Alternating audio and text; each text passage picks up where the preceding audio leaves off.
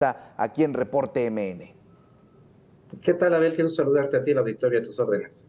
Bueno, pues prácticamente desde los primeros años de este siglo incrementó la violencia y hemos visto escenas como las que hoy se están presentando, se están registrando en el Estado de México, fosas clandestinas, restos humanos, pero ¿qué hay detrás? ¿Qué es lo que tiene que pasar? La ausencia de autoridad, múltiples delitos, los más graves, por supuesto, la privación de la vida. ¿Qué hay detrás de una fosa clandestina? En este caso, las que encontraron aquí en el Estado de México. Lamentablemente, muchos grupos de narcotráfico, con el objeto de impedir que algunos de sus integrantes que forman parte de estas células de exterminio, para impedir que sean llevados a la justicia y que eventualmente sean enjuiciados por asesinato, están incurriendo en esta práctica de manera más frecuente, es decir, la creación de estos narcocementerios, en donde el objetivo es desaparecer los cadáveres de las personas que lamentablemente son asesinadas. Esto es con el objeto, evidentemente, de que las personas que forman parte de estas células de sicarios, en el caso de que sean capturadas, no sean llevadas a juicio por cargos de asesinato. En tanto que una persona está en calidad de desaparecida y si no hay cuerpo, en realidad, de acuerdo con nuestra lógica que tenemos en nuestro marco legal, pues no hay un homicidio como tal.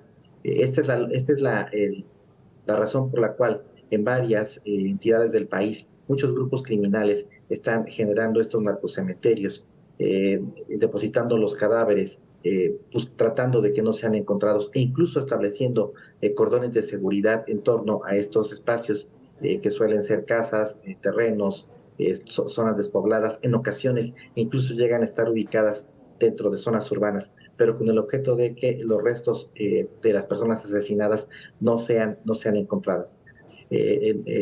Las autoridades carecen todavía del expertise, del equipamiento, eh, tampoco la voluntad política, los presupuestos para poder realizar la búsqueda de estas personas que lamentablemente son desaparecidas por el narcotráfico, y quienes están realizando esta labor de búsqueda muy valiente de las personas desaparecidas y que lamentablemente muchas de ellas están siendo asesinadas. Son estos grupos de buscadores, buscadoras de personas que son en su mayoría mujeres, madres, hijas, hermanas, esposas de las personas secuestradas por el narcotráfico y lamentablemente asesinadas. Claro. David, en el caso del Estado de México, estaba ubicada como una entidad con gran número de fosas clandestinas y te decía, hay delitos muy graves como los homicidios que están detrás y en este caso, aunque sí sabemos de los campos de exterminio y sobre todo de fosas en lugares de poco acceso para las personas, en este caso sí estaba en una zona urbana. Sí, y lamentablemente es apenas la punta del iceberg. En los estados del país en donde tenemos una alta violencia homicida, como lo es Baja California, Estado de México, Zacatecas, Michoacán, Guanajuato, poco a poco estamos descubriendo estas narcofosas.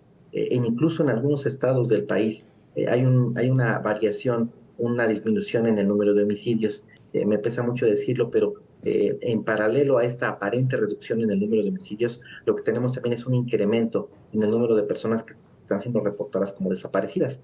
En realidad, muchas de estas personas que están con un reporte de persona desaparecida, lamentablemente están siendo asesinadas, es decir, están muertas. Me pesa mucho decirlo, pero esto es lo que está ocurriendo debido a las labores de investigación muy valientes, reitero, que están realizando los colectivos de búsqueda de personas.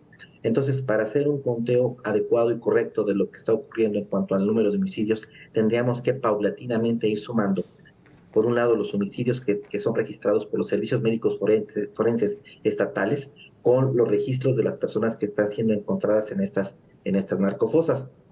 No tenemos el marco legal, tampoco las tecnologías, el expertise de los laboratorios forenses, los peritos de investigación, ni los presupuestos para poder realizar una investigación más exhaustiva de lo que está ocurriendo con estas narcofosas. Claro. David, hablabas del expertise, hablabas de la capacidad de las autoridades para identificar estos cuerpos, para de alguna manera ir avanzando en este rezago forense. Esto quiere decir que lo que se presume que estos restos humanos pues serían de al menos 15 personas, pues difícilmente se comprobaría su identidad ¿Hay un trabajo ya aprobado de la Fiscalía del Estado de México para entender que pudieran lograrlo o definitivamente va a ser muy complicado? Bueno, se tienen que aplicar pruebas de ADN, que son pruebas muy costosas, que tardan mucho tiempo para arrojar resultados definitivos. Son varias etapas. En primer término, apenas estamos todavía en la etapa de identificación de los narcocementerios y la recuperación de los restos óseos de las personas, de los cadáveres de las personas. Para esto se requieren ciertas tecnologías. Te pongo algunos ejemplos que se están aplicando desde hace tiempo en otros países que han vivido esta violencia homicida y este fenómeno de las narcofosas, como Guatemala, Argentina, los propios Estados Unidos. Se requieren radares de tierra. Todavía los colectivos de búsqueda de personal lo que hacen para localizar cadáveres es enterrar una varilla en la tierra y mediante las emanaciones de gas metano detectar si esa varilla tiene algún tipo de olor que les permita inferir que hay un cadáver enterrado a cierta profundidad. Un radar de tierra obviamente permitiría detectar movimientos en el terreno por acción humana. Se requiere también detectores de gas metano, como los que utiliza la industria minera, y también detectores de metales que también se utilizan en esta industria. Todo este equipamiento es caro y se requiere una inversión por parte de las autoridades estatales y federales para poder realizar estas búsquedas con mayor eficiencia y mayor rapidez. Una vez que pudieran ser rescatados estos restos óseos de las narcofosas, viene la etapa de identificación forense vía ADN, que se requiere una prueba cruzada de un familiar masculino y un familiar femenino para poder reconocer el ADN de alguna persona que ha sido asesinada y que haya sido encontrada en estas narcofosas. Se requiere un laboratorio. En muchas ocasiones, los cadáveres de las personas que están siendo encontradas en estas narcofosas no fueron propiamente asesinadas por los narcotraficantes, sino también por las propias fuerzas de seguridad, ya sea estatales, federales y municipales. Y aquí tenemos un problema. En el caso de que algunas de las personas que sean asesinadas y encontradas en las narcofosas hubieran sido asesinadas por elementos de seguridad pública, por ejemplo, de una policía estatal, pues es muy difícil que la Fiscalía Estatal se investigue a sí misma.